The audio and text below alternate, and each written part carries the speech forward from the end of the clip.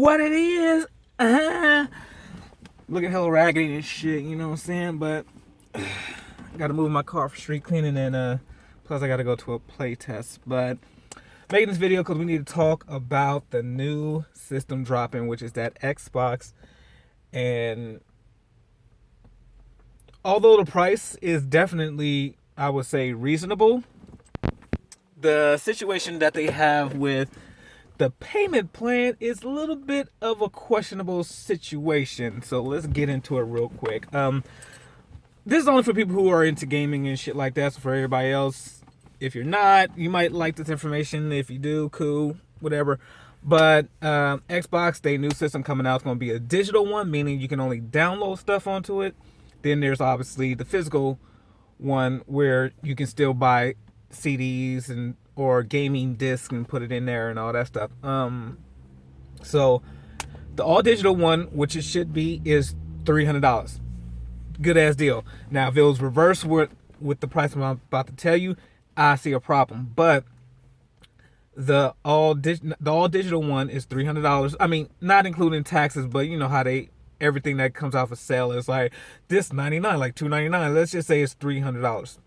And the system, that's the Series S. The next system coming out, I think they're debuting on the same time, and it's going to be called the Series X, and that one is going to be $499. Let's just say it's $500.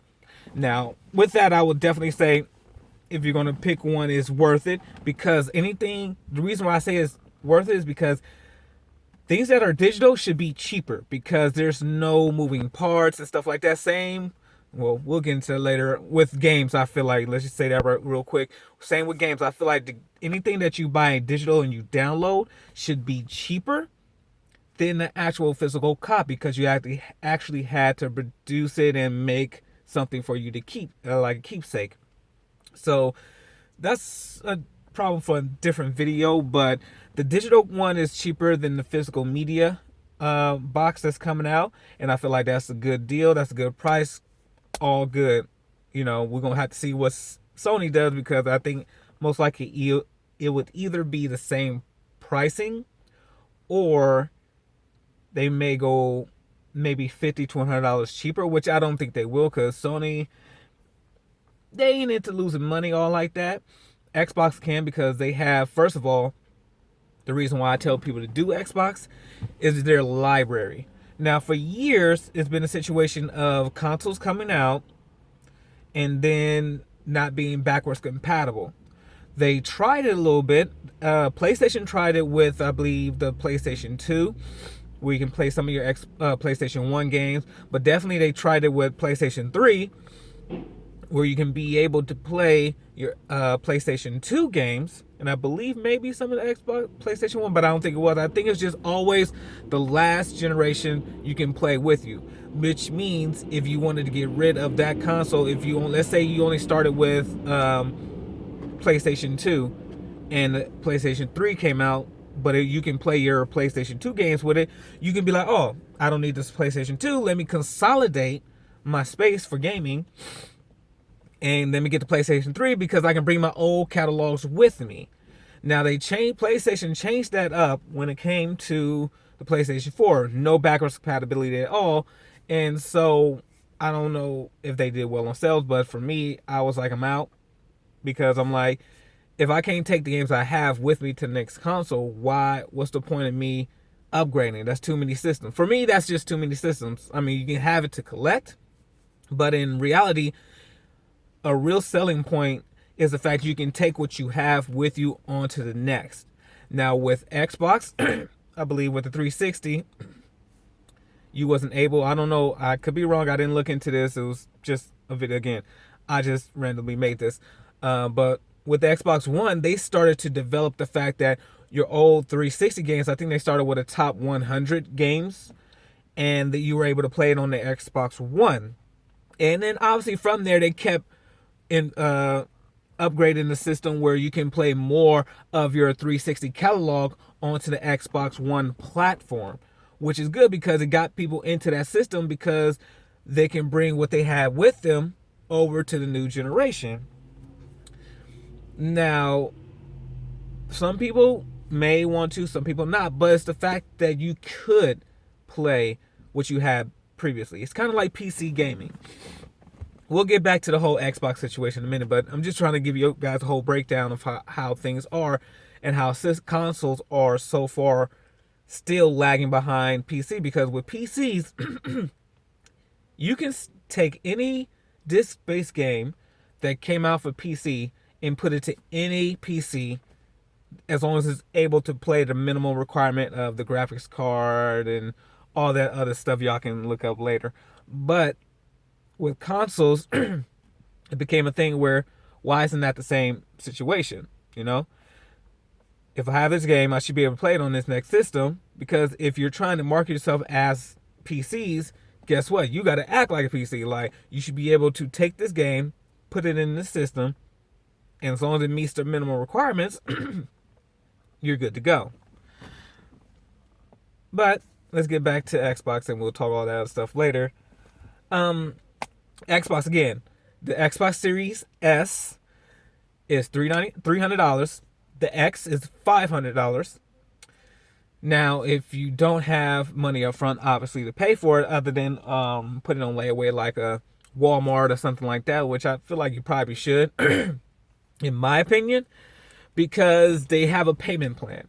If you want the $300 system, they have a payment plan of $25 a month, and that's for, a financing plan for 2 years, 24 months, and with that includes their Xbox All Access, which means you get Xbox Live and all that stuff, and their whole catalog of games that you can play digitally off the Xbox service, Gamebox Service Pass and stuff like that. So some say $25 a month.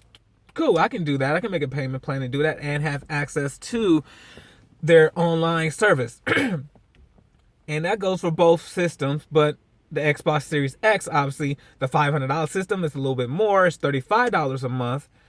And again, you still get access to all of their catalog. But the only thing about that is you're really saving somewhat on the service part of that payment plan, and not so much as the fact you're saving on the console. Again, this is only if, I would say only do this if you plan on actually using and playing online for those entire years to get your money's worth. Understand when I say that, because a lot of people are like, oh, that's cool, I can do this and blah, blah, blah. But if you're not going to fully use it, I say don't do it. The reason why I stopped getting Xbox Live when I had my 360 is because I noticed that, life gets in the way. You got school, you got work, and things like that happening. And then, you buy this 1 year plan, and all of a sudden you notice that 3 months went by and you didn't use it. So you got to understand, time is what you're paying for, even though I don't know how much it was, because I usually got them as a deal. But let's say you pay $5 a month for the service, which is probably the same with PlayStation, but let's stick with Xbox. And, it's about $60 a year. Now, you don't play your system all like that for half that time. You just gave away $30. You understand what I'm saying? And the fact of the matter is that it's not like it's a time-based service plan. Like, okay, use an hour, and so you still have this much time, which I feel like it kind of should be. But, or they should at least freeze your account if you don't use it. It shouldn't be like you pay for this, you download the code onto your system, and if you don't use it, you lose it. Which is basically what all the subscription plan situations are. You pay for it, and the minute you download it into your system, the code, and you use it once, the time ticks. So there's no freeze plan on the fact that you haven't used it in a while. We're going to freeze everything and stop using up your time. You know what I'm saying? Which I feel like it should, because you pay for something, and it should be like, if a month goes by and you haven't used it, the count stops. Should be more about helping people, get the most of what they paid for. But the breakdown of this plan, I would say, is this: Xbox All Access normally is $15 a month. And that's the one that includes Xbox Live and all this other stuff and things like that. And, for the payment plan, or actually, sorry, not the payment plan, but for the 2 years, it's going to be $360, $15 a month, obviously, $360. Or, half that time, it's $180. Cool. Now let's put that price point with the payment plan of the system. Now, the payment plan of the system, for the lower end, the $300 system, $25 a month, will be $600. Okay?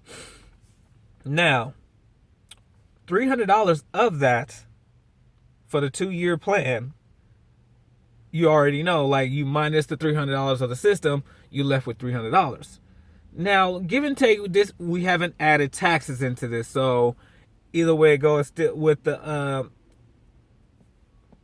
all access plan that they have now, there's no taxes on that. You pay $60, that's it. So on that end of it, you paid for what you get. You know what I'm saying? You paid for 12 months or 2 years of service. You're getting 2 years of service for that actual price. Now with the Xbox system, there's a little wiggle room for pricing, but we're just going off the base pricing off top, okay? So $600, you minus $300 because of the system, so-called, and you're left with a savings of the 2 years of $60. You're only saving $60 for the 2 years, which is basically like saying we're giving you a year free, which technically that's more like almost half the year, if I'm right. 180, yeah. I mean, it's a little bit of savings there with the all access. Nothing to do with the actual saving of the system. The payment plan is mainly focused on the fact that you're trying to save on their access plan, not the system. Understand that. With the $500 system, it's about $840 for the plan because it's $35 a month, 24 months, do the math, and you minus the $500, obviously you get $340. You only save $20 from a normal $15 a month service plan that you would have paid for those same 2 years. See what I'm getting at? So the only real savings it seems to come with is if you buy the Series S, but that's not really a savings because it's all digital. Now, if you're all digital person, some other things you need to take in consideration is the fact that these systems are coming with a low-end hardware. I mean, not hardware, SSD. Basically, is your memory card. Think of it as your memory card. You're going to save 500 gigabytes of space on the system. Now, that's another problem I'm having with these systems is the fact that they're not giving us enough space. It's like buying a phone. For those of you who have Apple, let's shit on Apple for a little bit. Remember when you guys would get the 8 gig Apple, and then they didn't have a slot for you to put an external memory card on? That's where so as I was saying, that was the situation of at the time Apple, where you had low memory spot on your phone and no way to back it up. Now, obviously, Xbox, they have their own proprietary memory cards that's coming out, but the problem that I'm getting at with not only the systems coming out, but the payment plan is the fact that you really need to understand that if you're going to go that route, you need to make sure you use as much of what you're paying for as possible. Okay?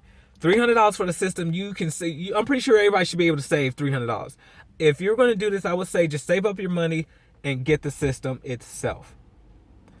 And just pay for the all access per month that you feel like you're going to use, because you don't want to start wasting money, because these things are as low end as a price it is, that the shit adds up, especially the fact that in order to play online with these consoles nowadays, you have to pay extra. So mind you, think about the fact that you already pay for home internet, or you're using your phone internet that you're already paying for to have access to as a hotspot. Then you have to pay an extra $5 a month in order to play the same game that a PC gamer has all access to. So when you buy games on a console, you don't have the same access to the games as you do as the other counterpart, the PC, but yet both of you are paying the same price. First of all, PC gamers, I feel everybody, not just PC gamers, everybody needs to start demanding more for what they're paying for.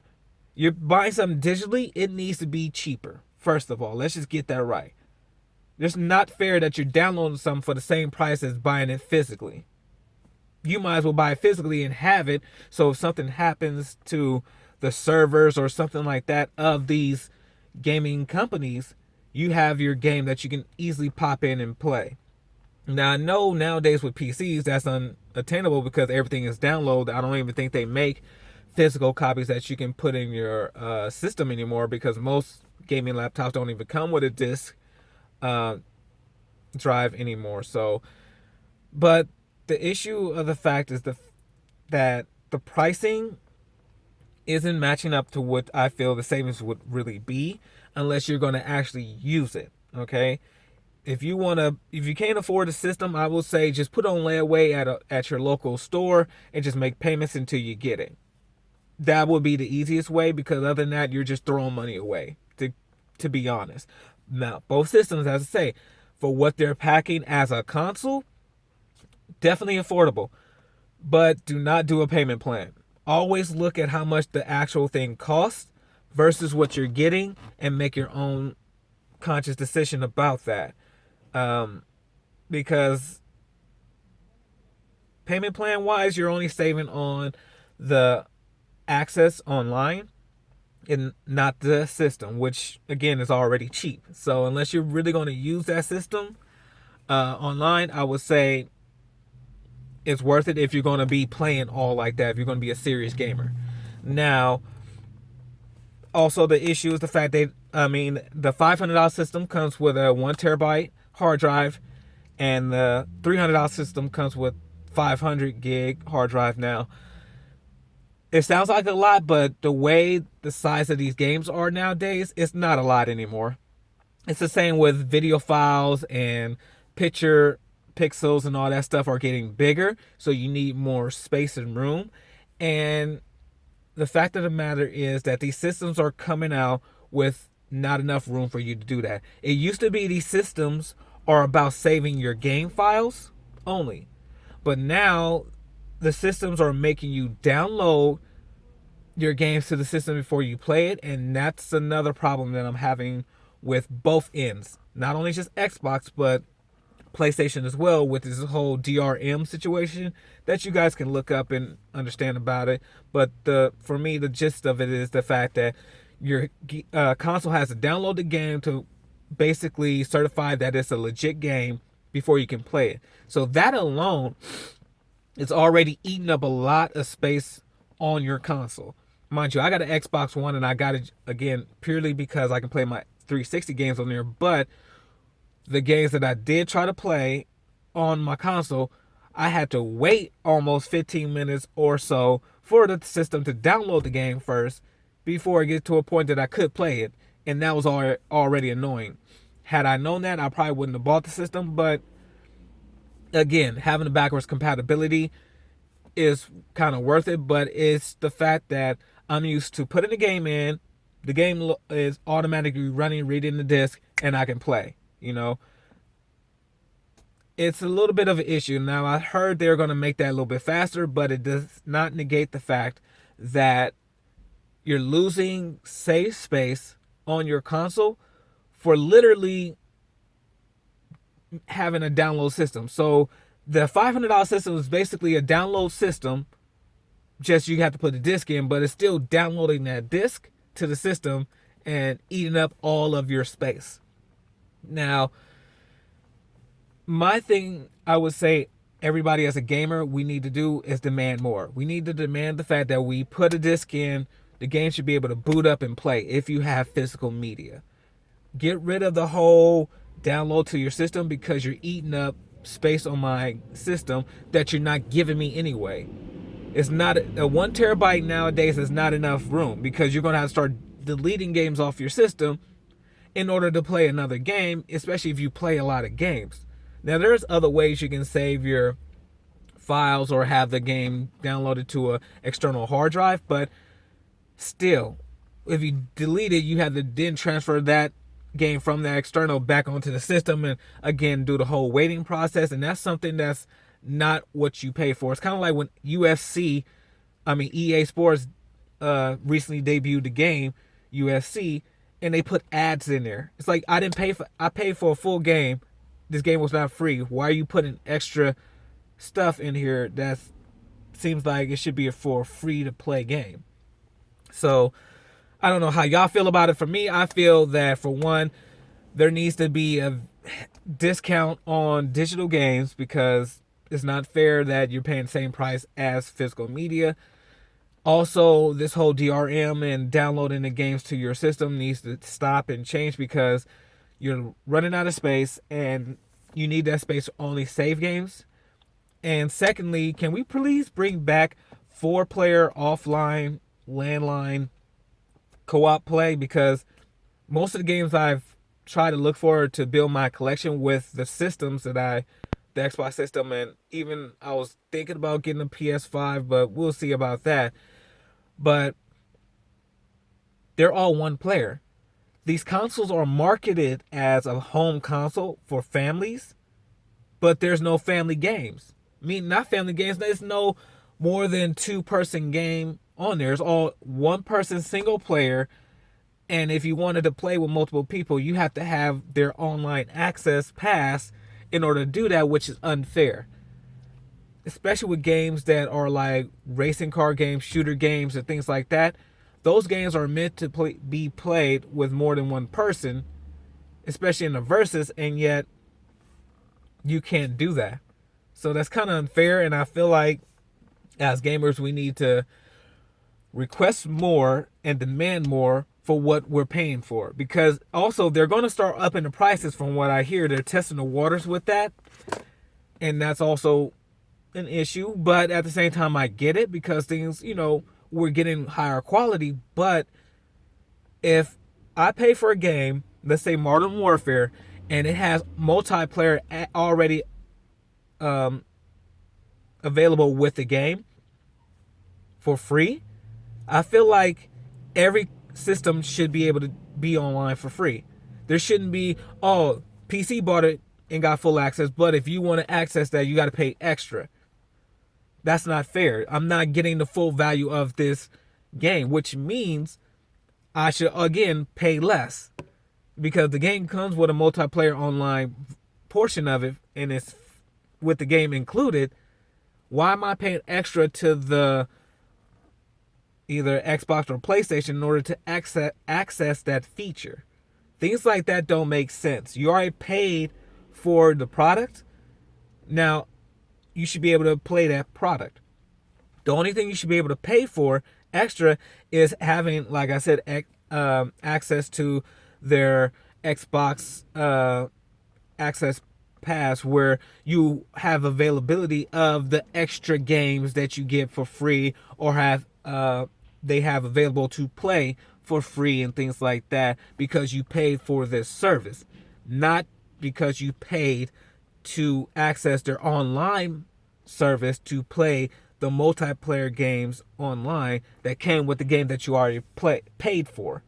Those are the issues that I kind of have and see with the system, which has me on the fence about if I even wanted to get it.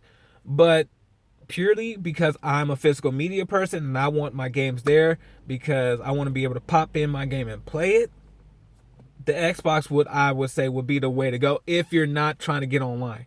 Mind you, think about this. If you don't care about getting online and you just want to play, but again, there are very, other than the old games that have access and let you play multiple players, landline, meaning not going online, I would say Xbox is the way to go because they have a large library that you can go back and buy either from your, a certain website or places that have used games. Totally worth it. Now, PlayStation's came out and said they're not doing that. And if they do, it's only going to be the top 100 games, I believe, from their PlayStation 4 going to the PlayStation 5. So it all depends on how you feel about it. Because for me, I haven't bought a PlayStation because I got my PlayStation 3 and I can still play the games that I have on my 3 online. And that's just where I go because the only reason why I bought a PlayStation 3 was because free online play. What? Cool. That sold me. That's the only thing that sold me on my PlayStation 3, which is the backwards compatible one that I still have and still works, hasn't failed on me. And I felt like that was the best price for my money because they gave me something that I felt was worth the value. So, yeah. In conclusion, if you're going to do a system and you want something that gives you more of a catalog physical media wise, Xbox will be the way to go. I would say go if you can't afford it up front, unless you plan on being online and getting the most out of your money. I know we're in quarantine right now, but mind you, think 2 years from now, how much of a savings are you really going to be saving if you don't plan on being home all like that and playing multiple multiplayer games online? Okay, if you don't plan on playing the system online all like that, think about just buying the system and just buying back catalog games to keep you occupied for now. And yeah, all right, other than that, see y'all later. I got a game test to go to. Deuces.